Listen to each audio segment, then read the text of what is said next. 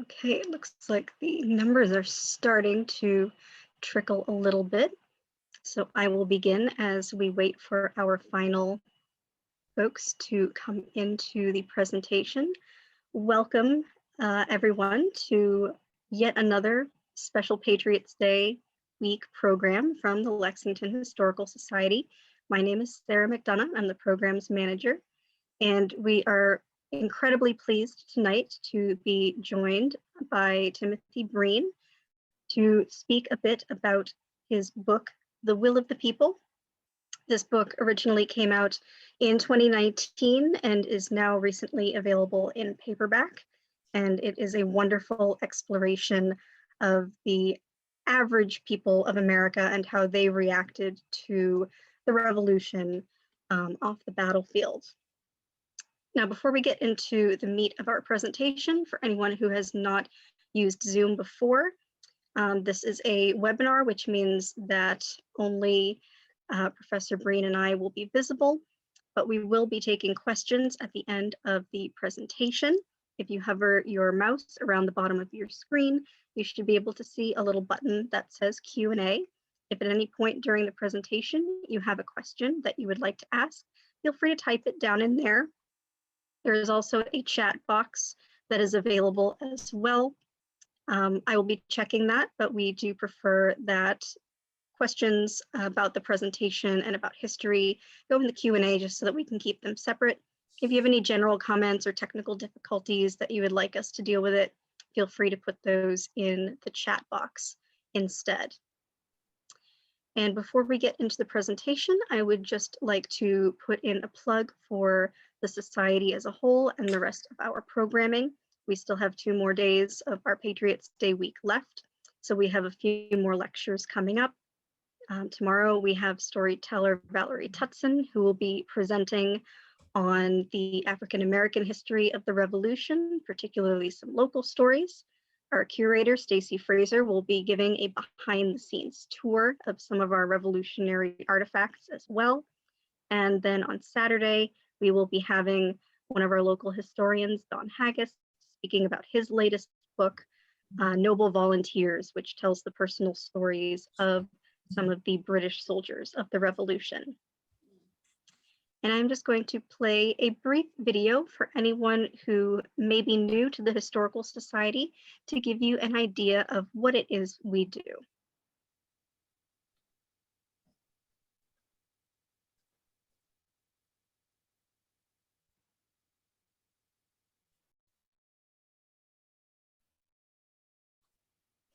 I think the crisis is gone if you want to.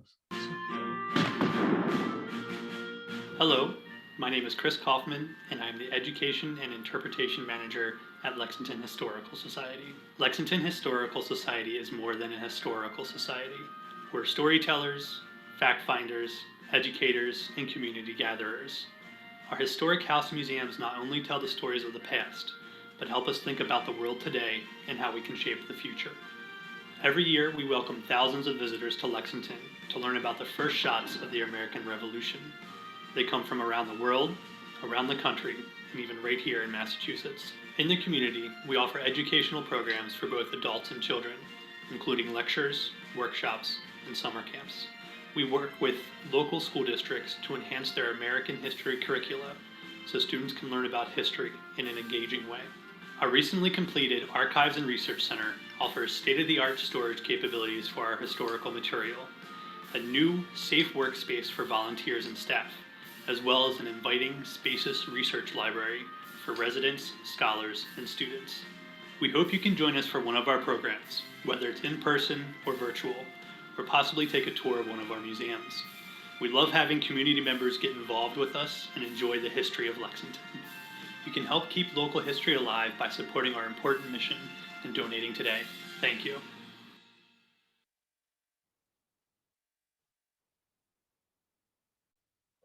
All right, thank you for sticking with us. As Chris mentioned, our mission is to preserve Lexington's history through time, and we do that by offering these types of programs, not just during Patriots Day week, but throughout the year. All of our programs this week are donation-based, so if you liked what you saw today, We would very much appreciate anything that you could send our way so that we can continue bringing history to life for you. So without further ado, I would like to hand the virtual microphone over to Timothy Breen, who is one of our Cronin lecture speakers for the year. And I would also like to thank Enterprise Bank for sponsoring this lecture. And I'm just going to put a spotlight on you so that everyone can see. All right. Thank you so much for joining us this evening, Timothy. Thank you, Sarah. All of you can hear me now? That's good. So. Let's go to immediately slide 2 and I'll begin to talk. All right. Bring PowerPoint here. There you go. So good evening, everybody. It's really a wonderful invitation to be at Lexington. I wish I could really be there, but as we all know, travel has been prohibited.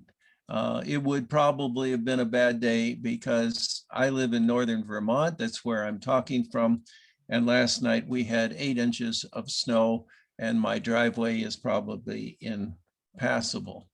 But in any case, I hope to come back to Lexington at some time in the future. It's a town that has appeared in almost every book that I've written. And your minister during the Revolution, Reverend Clarke, was an inspiration for me.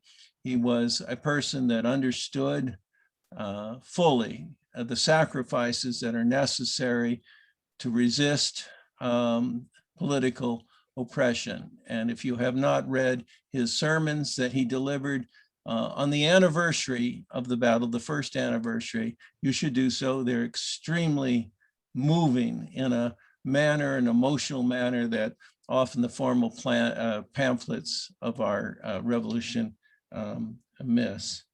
I'm going to talk about an aspect of the revolution taken from my book, The Will of the People, but I look forward and I hope I can answer your questions, which Sarah will monitor, presumably at the end of the lecture.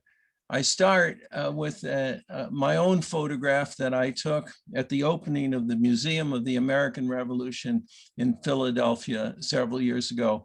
And as all the dignitaries and celebrities were talking about this and that, I noticed this young family, obviously a grandmother, a daughter, and a grandchild, looking down at us and celebrating the revolution. And for me, this picture captured what I tried to have as the spirit of my book, and that is the people, the will of the people, celebrating our past. It is not a subject simply for a narrow group of academics, but a subject of curiosity, of challenge, like exploration for all of us. So you can close that picture, Sarah.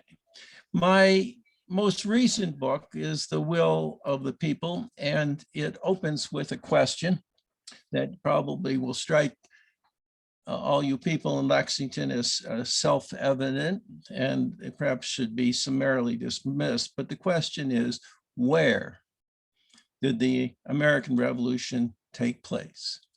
Where did the revolution take place?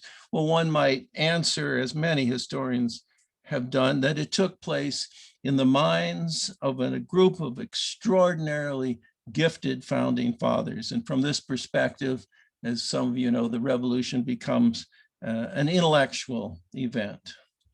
Or some of you might say, well, the revolution took place in the battlefields from Bunker Hill to Yorktown.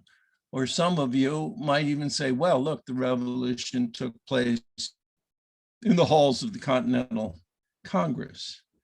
But however important these sites may have been, none of them quite explain how ordinary Americans mobilized resistance to Great Britain, a contest that, after all, they had very little prospect of winning, and then over 8 difficult years of war, despite many military setbacks, they managed to sustain a powerful commitment to independence, mobilized and sustained. So that the answer, my answer to the question of where is the revolution, the answer is in small communities like Lexington, small farm towns from New Hampshire to Georgia, where ordinary people, men and women, explained and justified and reaffirmed the creation to a new political order. These were sites where they dealt with fear, worried about betrayal, wrestled with thoughts of revenge against other Americans, and made huge personal and economic sacrifices for the common cause. So I put it to you that these are topics: fear, betrayal, sacrifice, revenge, that one encounters in the histories of other revolutions. The French Revolution, the Haitian Revolution, the Russian Revolution, the Irish Revolution, for example. But our revolution has generally been stripped of the very elements that we associate with other major revolutions of modern times, committees of revolutionary enforcement, the contagion of fear, the administration of revolutionary justice, and the rise to power on the local level of a huge number of new leaders who, at the moment of extreme crisis, came forward in the name of the people. What has gone missing from the story that we tell ourselves about our own revolution is the experience of ordinary Americans, some of whom died in Lexington that day, who took control of the resistance to Great Britain. These were people who, over 8 years of war, transformed a colonial rebellion into a genuine revolution. And let me stress for you tonight that the story of ordinary people in revolution is not a marginal story, not a footnote, not a condescending nod to the forgotten people of the past. It is not an exercise in genealogy. For without so many committed people in small communities throughout America, we would not today be celebrating independence. It is they, the ordinary people, and not the founding fathers, who were the indispensable actors in the creation of a new republic.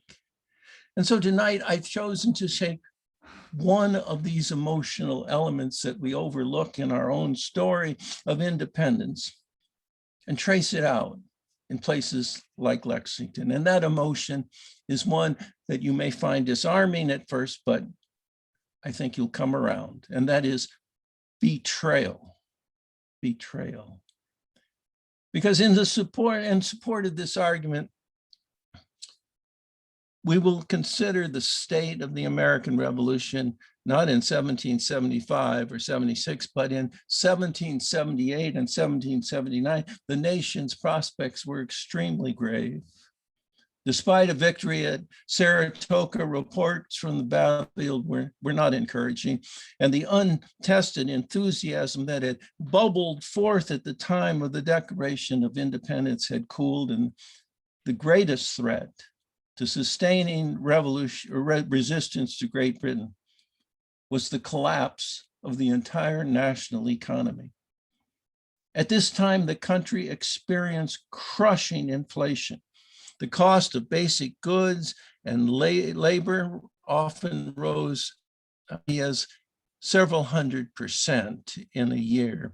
Inflation, as you know, anyone who reads the papers today, inflation of this sort has destabilized many countries. Some very recently. Think of the history of Argentina. How about Germany in the 1930s? And yet, it would not be an exaggeration to say at this moment, in 1778 and 79, because of this economic crisis, revolution hung in the balance. In 1779, one newspaper in New England drew attention to, and I quote, the sudden and rapid fall of our currency, the very soul of our political existence. The Continental Congress begged the American people to honor the nation's currency, to accept near worthless paper as a badge of patriotism, but the appeal fell largely on deaf ears because the people could no longer afford food and other necessities. Soldiers had not been paid. The situation in the middle of our revolution was very dire.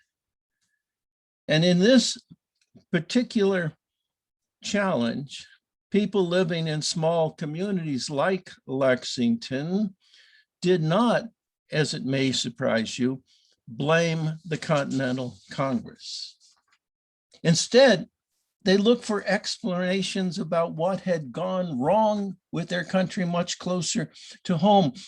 As the basic prices for food and goods rose precipitously from month to month, Americans asked, who is responsible for this economic crisis? Who is it that's betraying our revolution? And the people wanted names. And the distressing answer was that other Americans, neighbors, friends, people who one knew who had supported independence, but who were now more interested in advancing their personal wealth than in sustaining the revolution. As the Reverend Wright observed, and I quote his words, "It seems as if our rich men, like so many hard millstones, had got the poor people between them and had agreed to grind them to death. How lamentable it is to hear a poor woman with half a dozen small children whose husband is the army complaining that she cannot procure a shirt for a half dozen frozen children." The enemy was suddenly us, our own people. From Williamsburg, Virginia, came the claim that the spirit of extortion, which hatched in obscure corners among the selfish, among the disaffected, the most despicable of human creatures, has spread like a low mist throughout the land. Gone was the celebrated spirit of '76, and this low mist spread north into Massachusetts and New England to Newburyport, where a minister exclaimed, "We are striving who shall best improve his private interest and make the most money, although it be endangering, perhaps destructive, of our country and its valuable liberties." And the sense of betrayal reached Worcester, not far from where you all are tonight, where the town itself concluded in a meeting that's in the town records, after we have survived 4 years of war and have been more successful than could be expected, to become prey to monopolizers and other devils of no principle, but to raise themselves on the ruins of the country is intolerable. If we suffer such proceedings any longer, our existence as a people is at an end. As I say, it was in the town records. These are not private complaints. Now, I apologize to you tonight for burdening you with so many quotations. But the point is that the moment when historians of the revolution often anticipate the victory at Yorktown, or even anticipate the coming of the Constitution, at that moment, the country was experiencing an existential crisis. Profiteers and speculators threatened independence. Farmers accused merchants of sharp dealings. The merchants accused the farmers of holding back crops and livestock in the hopes of making more money. Whoever was to blame, the crime against society was extortion. That was probably the most common newspaper word at this time, extortion, a set of self-serving practices that put personal gain above the common good.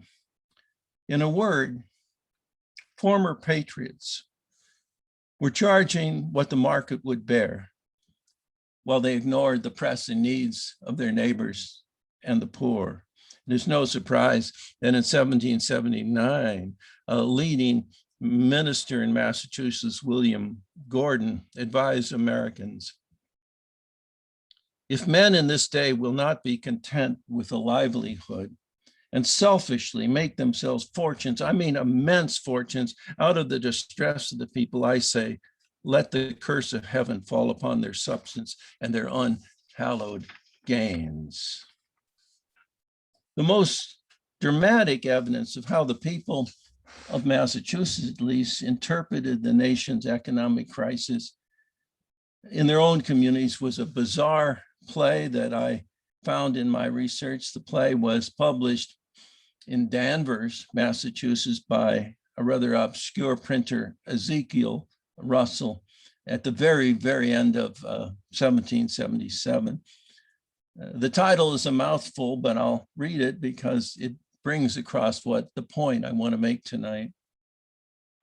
The downfall of justice and the farmer just returned from meeting on Thanksgiving Day, a comedy lately acted in Connecticut. A comedy it is not. Rather, in powerful graphic form, Russell offered the people of Massachusetts an emotional critique of this rising wave of extortion that he thought was destroying the country. And in published form, as you'll soon see with Sarah's help, the play is illustrated with a series of woodcuts or cartoons, which was very expensive strategy since each picture required a separate woodcut. The play, and Sarah, this is picture 3, opens with an image of a desperate mother whose child is begging, and only 2 copies I know of this play have survived, one at Harvard and the other at the Huntington Library in Pasadena, California. So you'll just have to take my word of what I'm telling you, but this little woodcut has a mother talking to a child who is begging, "Mama, I want some bread."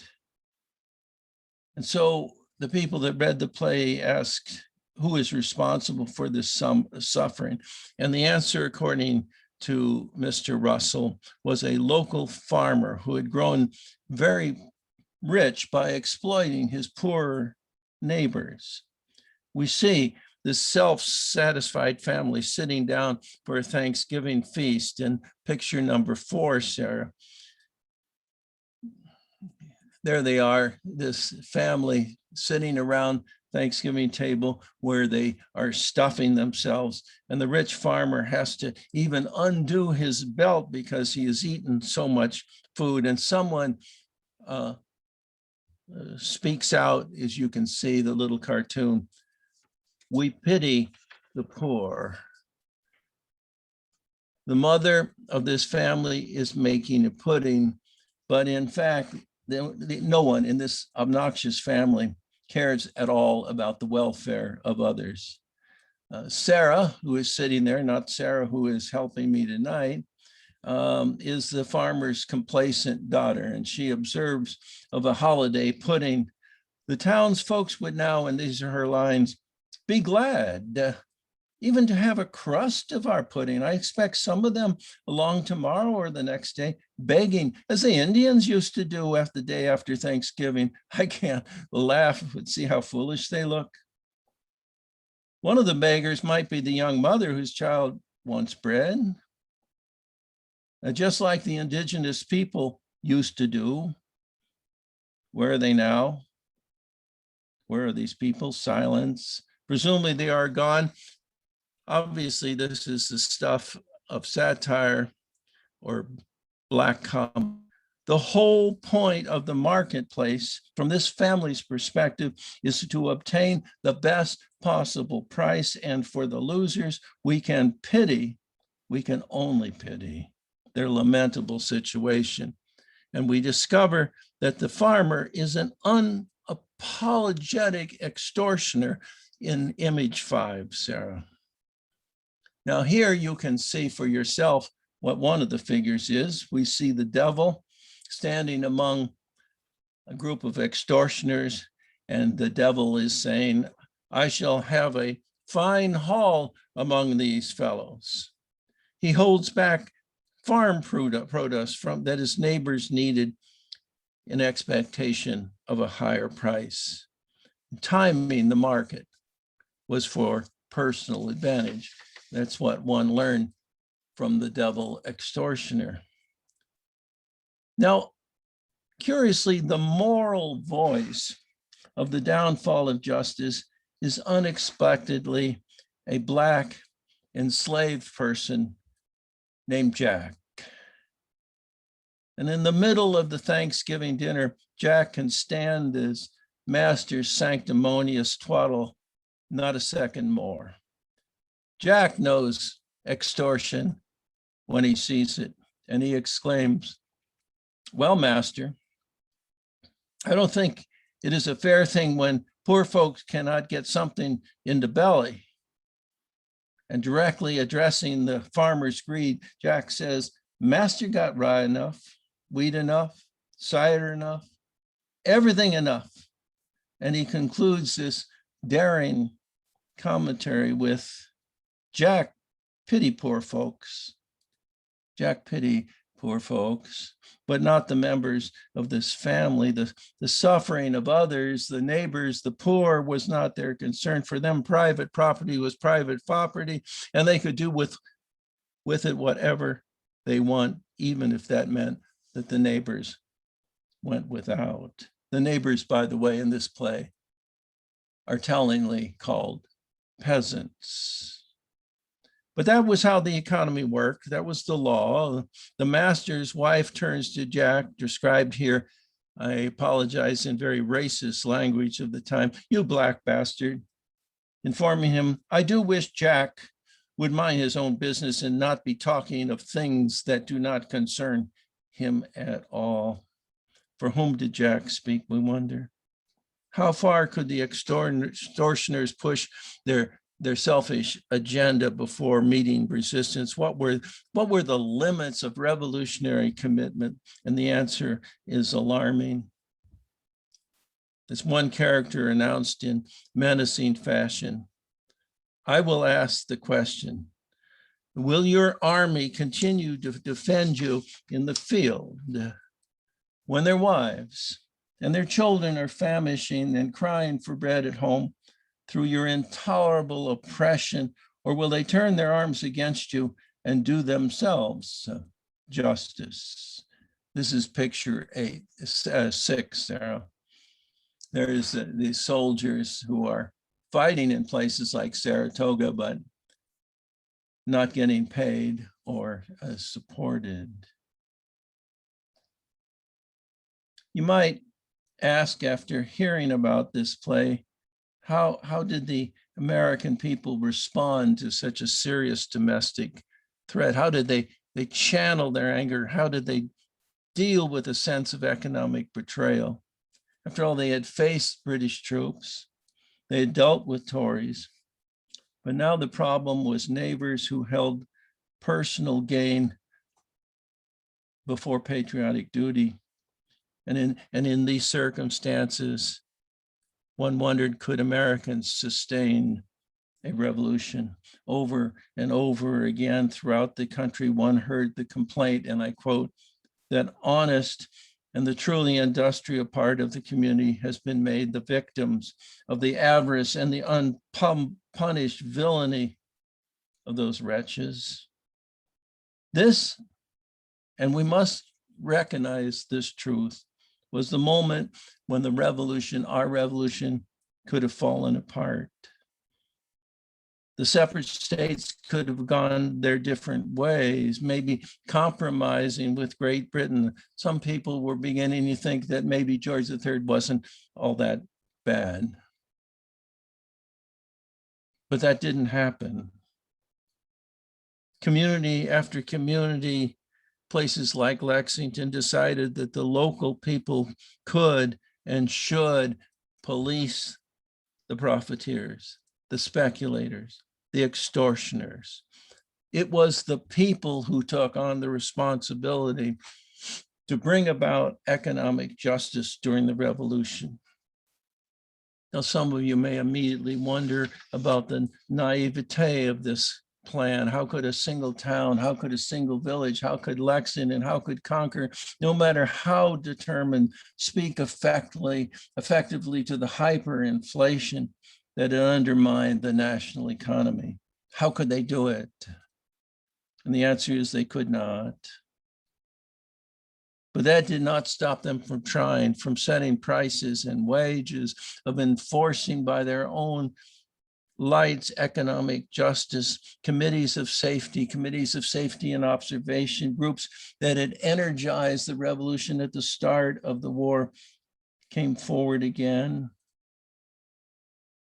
In places like Lexington, these committees were the face of revolution.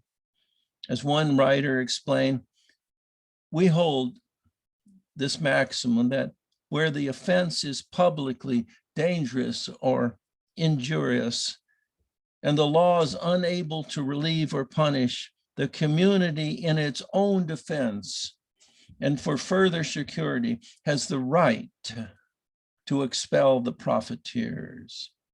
And another committee declared, we conceive the remedy of our economic crisis to be no other than the discriminatory power of citizens organized and acting through a committee. The Committee to Eradicate Extortion and Everyday Commercial Transition required almost evangelical commitment. The committees became revolutionary sites, places where people thought about the economy, about poverty, about misery, about the destructive problems of human need. The driving assumption at this point was that these actions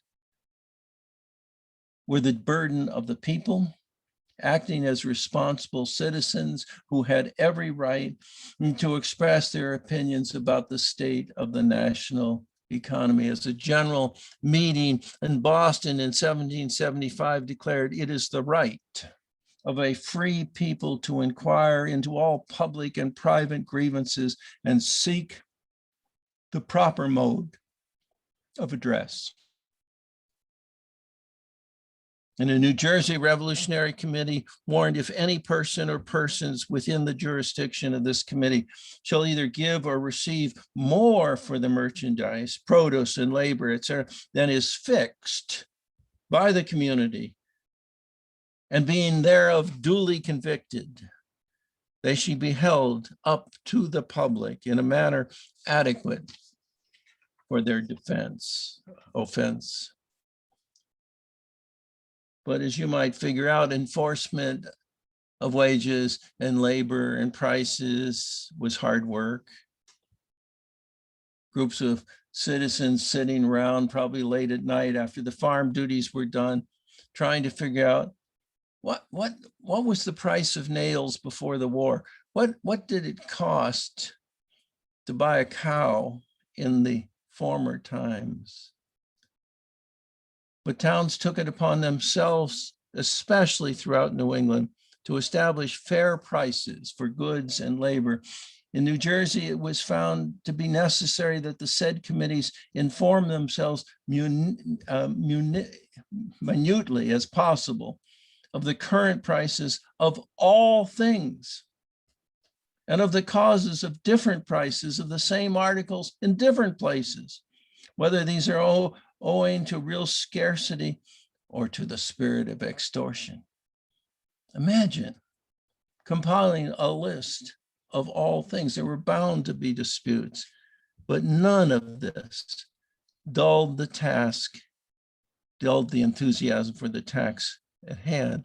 Now, Sarah, let's put up 7 in image 7, and then we're going to go through several just to show how serious these towns in New England published their lists.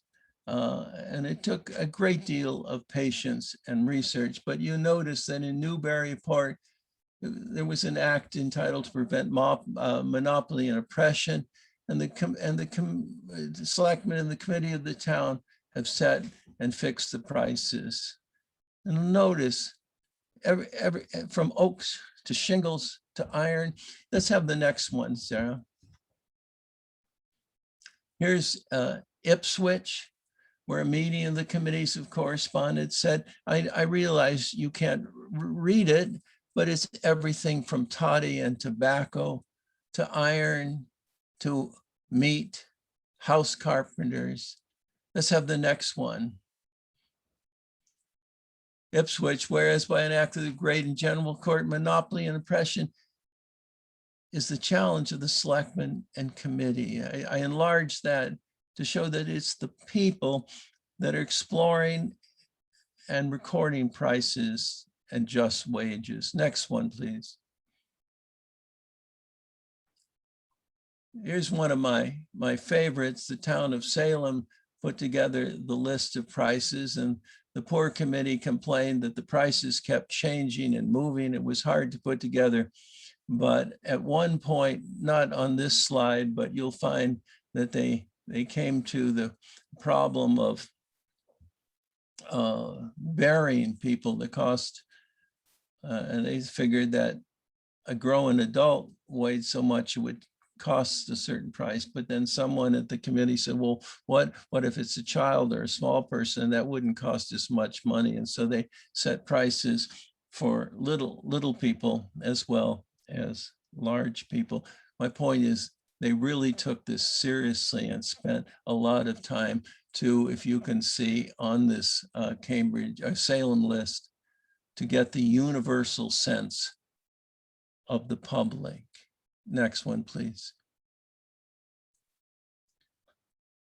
This is just an enlargement. I show you this to remind you that it wasn't just a single town or an oddity, that New Englanders especially, but also down in Maryland and Virginia, the people took it upon themselves to deal with this crisis. Okay, Sarah, we can put that down.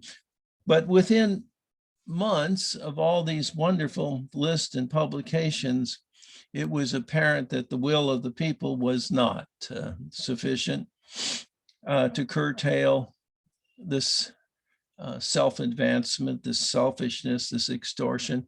The challenge was bigger than a village, bigger than Lexington, bigger than Concord, bigger than Danvers. States tried to respond, and then regions sought to punish extortioners in the marketplace. But they found, surprise, surprise, that people cheated, moving goods from one town to another to find better prices. People who condemned extortion were reluctant to name people of their communities who had charged too much.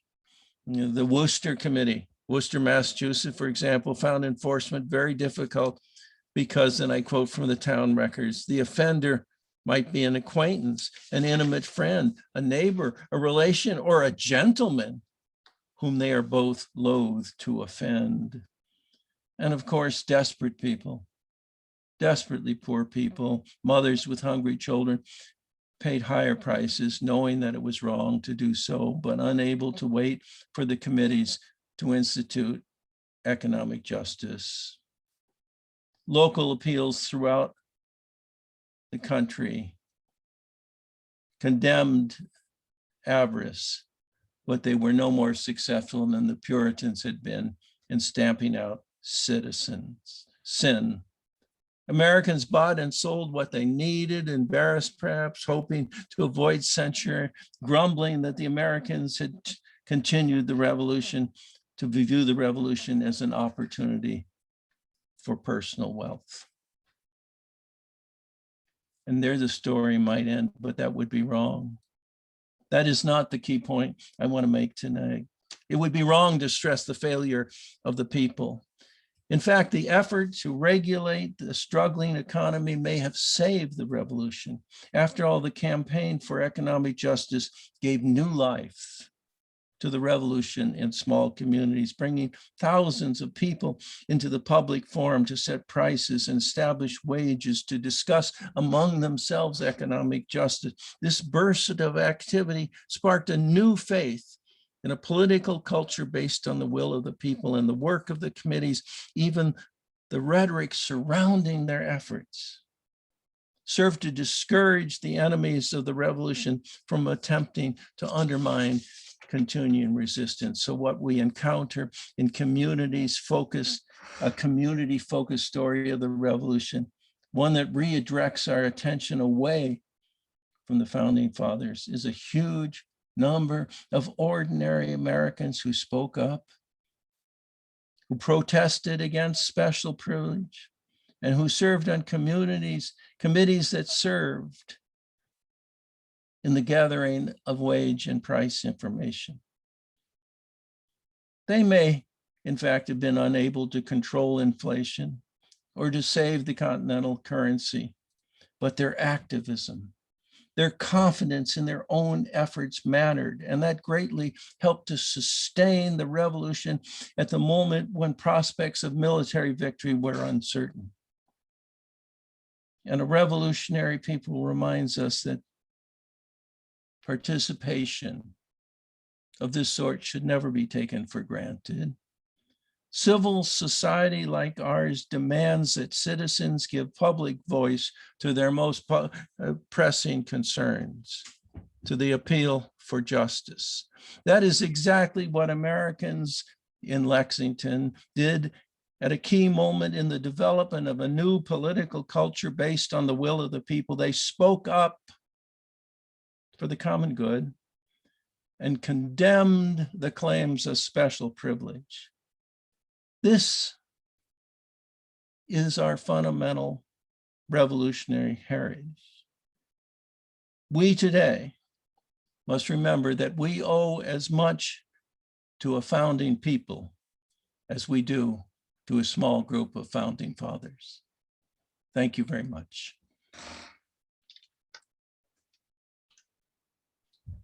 Thank you so much for that wonderful presentation. All right, so at this portion of the program, if anyone has any questions or comments, we would love to hear them so that we can dive more deeply into the subject matter. But perhaps to start things off, how did you come to this particular, I don't necessarily want to say hyper-specific topic, but how did the economy jump out at you as such an important part of this story? When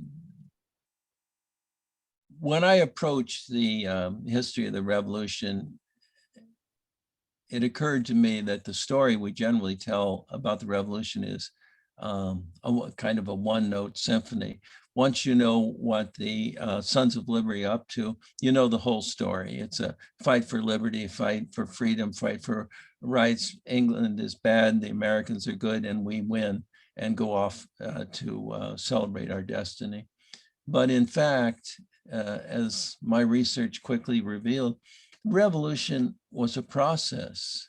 People learned from their experience, from the challenges, from the dangers that occurred, from the depression, from the disappointments. And so what started as an effort to make Parliament behave itself and annul some terrible acts, at least in the American view, what began as a colonial rebellion in the course of the war became a revolution. No one planned that all these people in these small towns like Lexington would take over the government to become the voice of a new political institution. It happened because they had to. They had to fight for economic justice. They had to support the soldiers. They had to carry on. And at the end of the war, they found themselves in a far different place than they had started, and no one had actually planned it that way. Wonderful. All right, so I'm seeing a couple of comments here. I would just like to say thank you for the kind words, and we will have a recording of this made available on our YouTube channel. And within the next couple of days, I will put a link down in the chat in a moment, and this will also be shared with public access, Lex Media. Hopefully they will also make it on demand. All right, so we do have a question here. Was there more participation in these small town committees charged with monitoring prices, et cetera, than in the various committees of correspondence from before the revolution? Was there any overlap with these larger committees? The life of the committees, many of them were elective annually. And so the personnel on these committees evolved over time. It was hard work and dangerous work.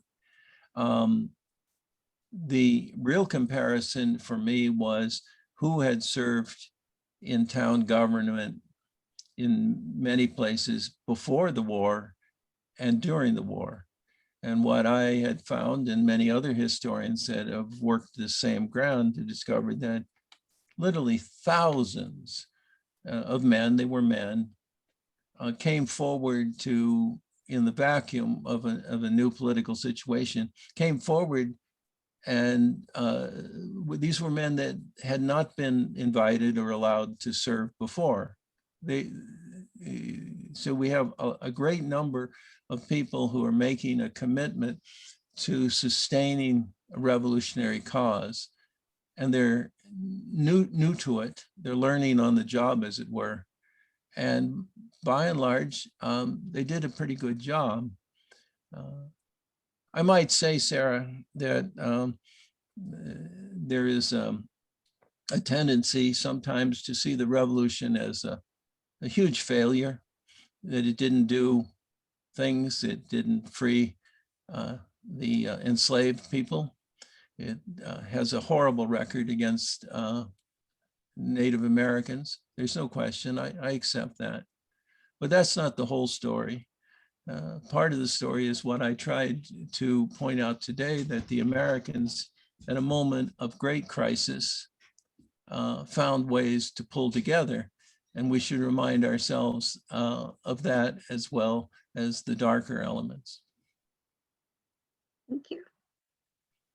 All right, Bill, I see your hand up, so I'm going to attempt to open your microphone if you would like to ask a question. If we're having any technical difficulties, we can type it afterwards. But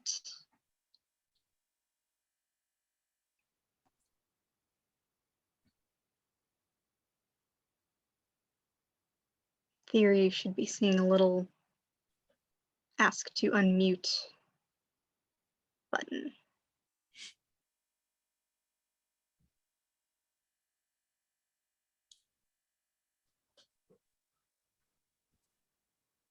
Okay, Sarah. Yep. Go ahead. Dr. Breen, it's so lovely to see you again. We met when I was teaching George Fredericton's courses at Northwestern many years ago. And I also was privileged to work on the first edition of America Past and Present. But I wanted to commend to the audience the book that is the predecessor to this, which is American Insurgents, which I think has that same theme. I think that has been a theme throughout, I think, your historical pursuits, is to show American society as composed of individuals and to stress those individuals. But I would like to call attention to another book that you wrote, which I had found was just great. And that was George Washington's Journey. And I found out more about George Washington, I think, in this book than I had known. The depth of his character, the breadth of his vision that I was unaware of. And I just wanted to commend you on your writings. Well, I wish you had reviewed all my books, perhaps in the New York Times. Unfortunately, that didn't happen, and people had to discover them one way or another.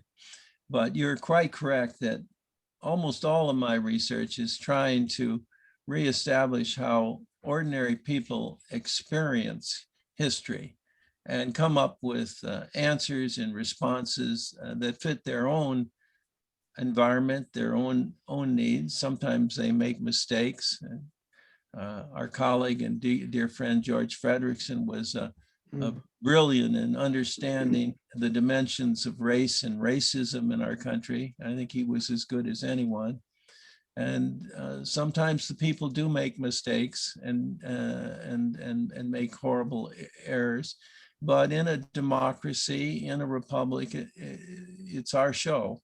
And the book about George Washington's journey, I tried to show how extraordinarily intelligent, at least politically intelligent, George Washington was in the first days of office, because he recognized that there really was no recognized government. It's only later centuries that we've come to worship the Constitution, but in 1790, 1791, no one really knew what the federal government was all about. And Washington brilliantly decided in his person to take a tour of the country from Savannah, Georgia, all the way up to the current state of Maine, and say, look, there's a new order here, and it's not just a collection of states. We have a country, and his presentation, the drama of his appearance, was transformative, as I hope readers of the book understood. But like all my books, I've tried to study the interaction of the people's needs and expectations with how leaders respond to those messages. It's an ongoing communication we have, even as we have realized in the last several months in our own country.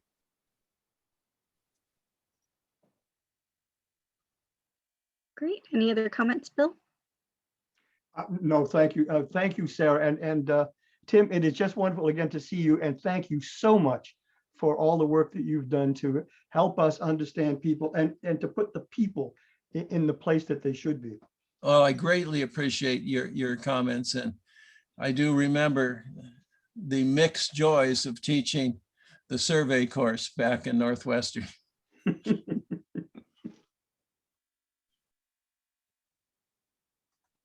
Great.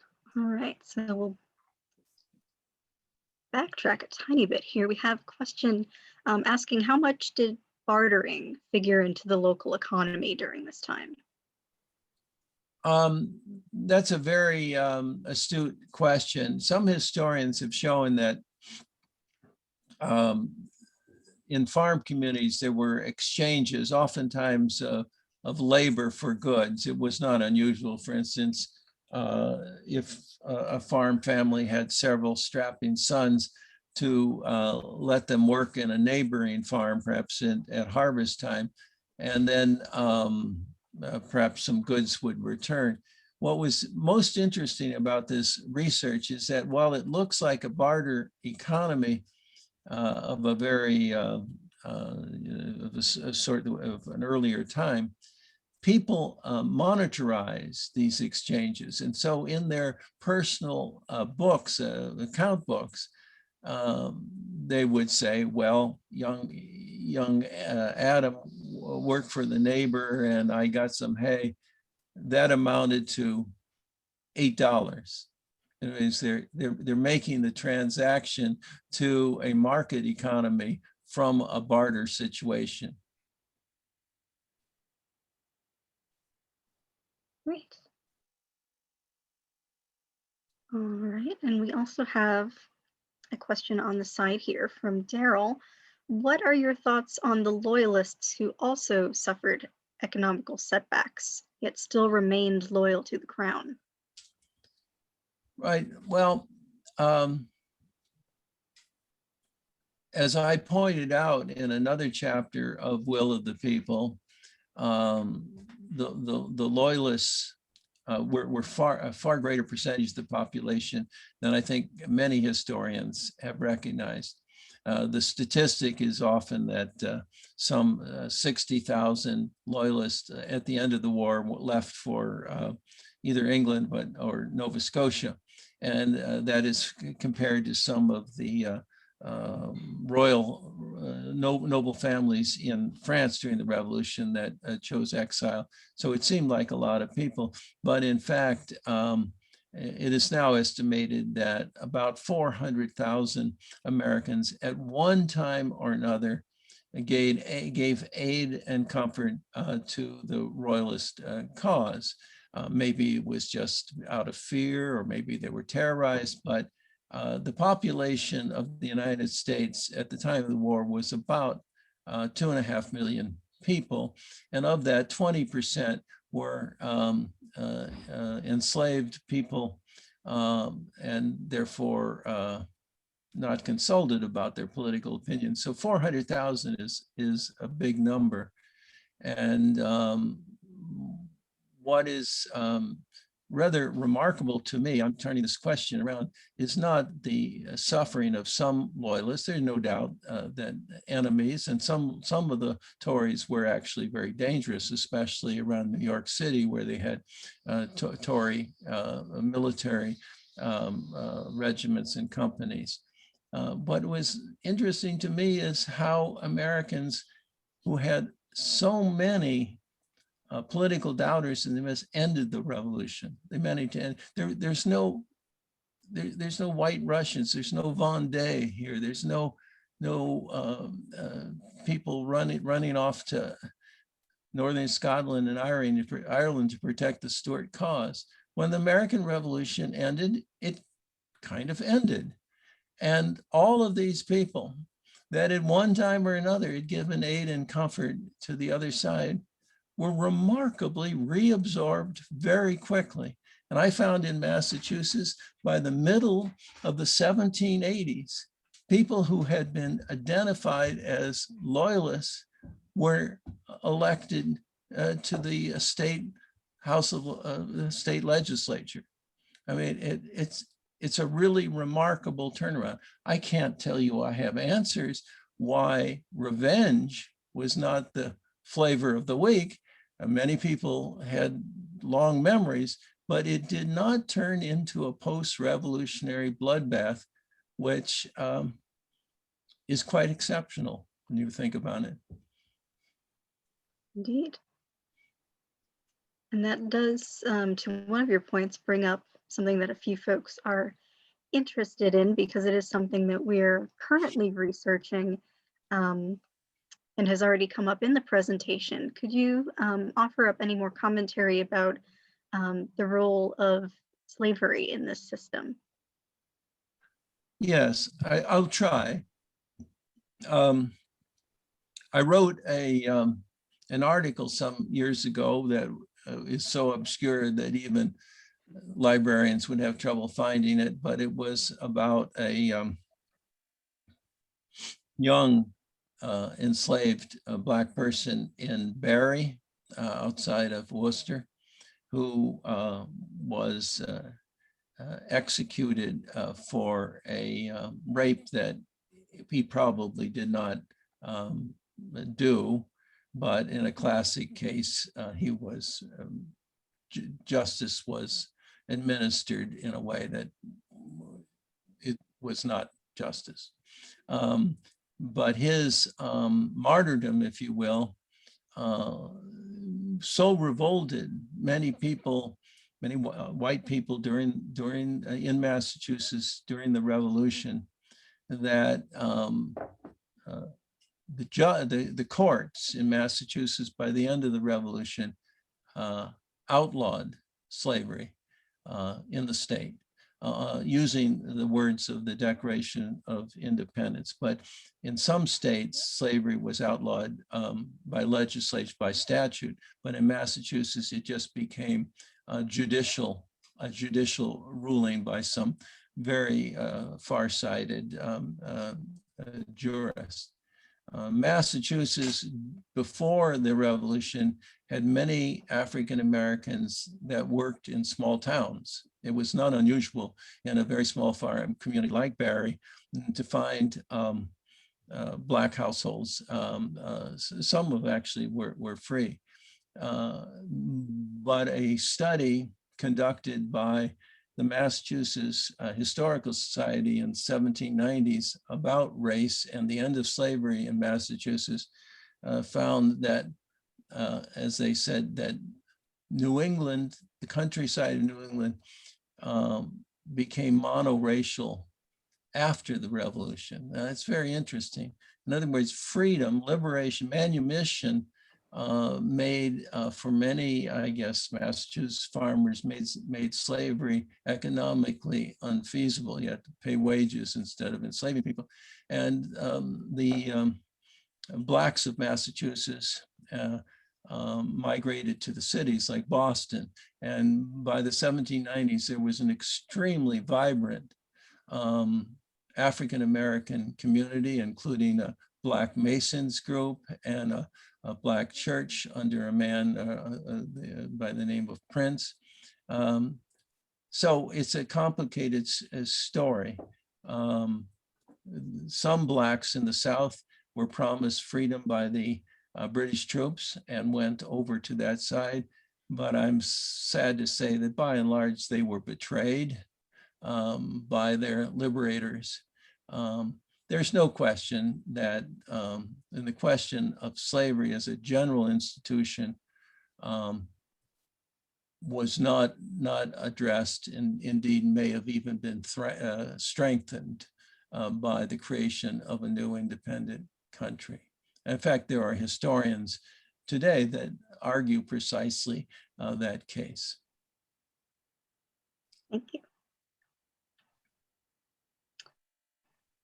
All right, I'm just going to give a moment in case anyone has any more questions. Again, we have a Q&A box at the bottom of the screen, and if anyone wishes to speak, you can also use the raise hand button at the bottom of your screen. And we'll just give it one more moment.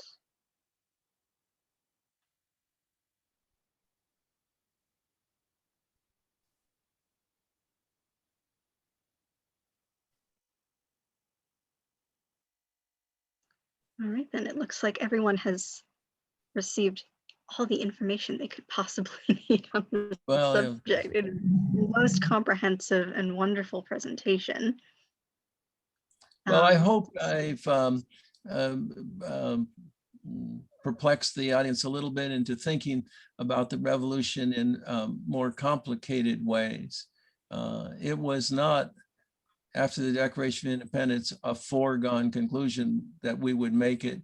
And many histories tend, I don't think they think it out, but they end with the Declaration of Independence. And yet there were a lot more years of war that went on to 1783 before the Peace Commission was settled.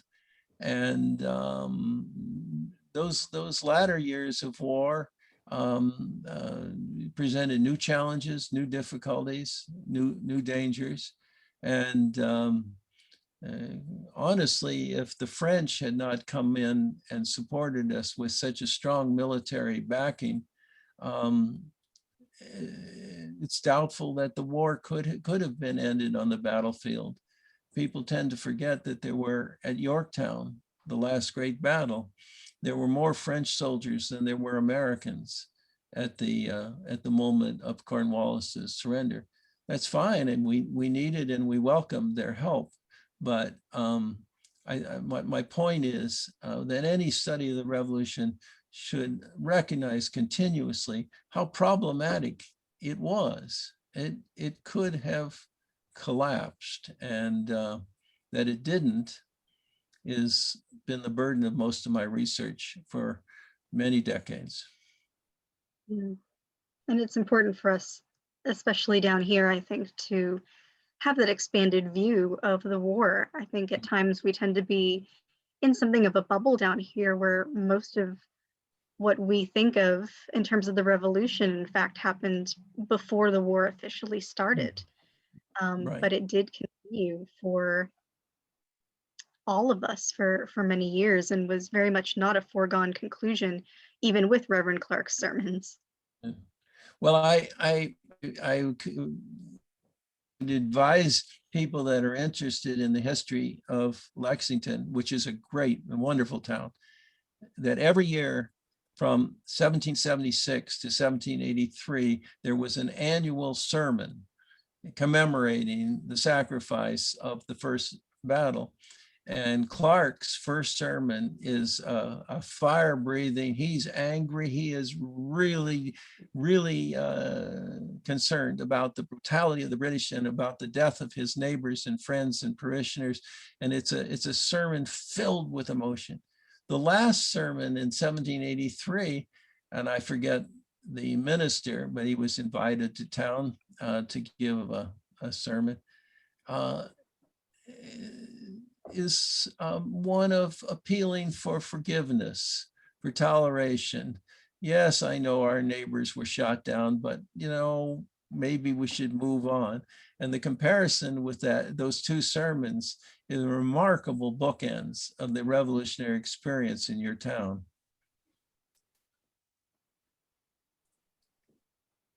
We do have a couple quick comments here. I know you mentioned that some of the things that you were quoting from were somewhat obscure. Do you know if there are any copies of the play that you mentioned available outside of libraries? I do know, and the answer is there aren't. I think I've not seen the copy that I believe is at the Houghton Library at Harvard. And I have seen a very fragile copy, as certainly the images that you showed tonight are at the Huntington Library in California. There may be others, but I don't know of them. They have not been included, the play has not been included, as far as I know, in any collection of modern plays. But I had the great privilege and exciting, a wonderful repertory group in Manhattan in December put the play on for the first time in 250 years, I think, or whatever, several centuries. And it was a Zoom production of Russell's play. It was really thrilling because some of the frustration at how the rich and the especially or self-consciously privileged people, that in the anger against that really came out in the actors. They got into their parts. They became indignant about how people were turning their backs on their fellow neighbors and placing profit before patriotism. I have just done a quick search, and it appears that unfortunately it is not available on Google Books.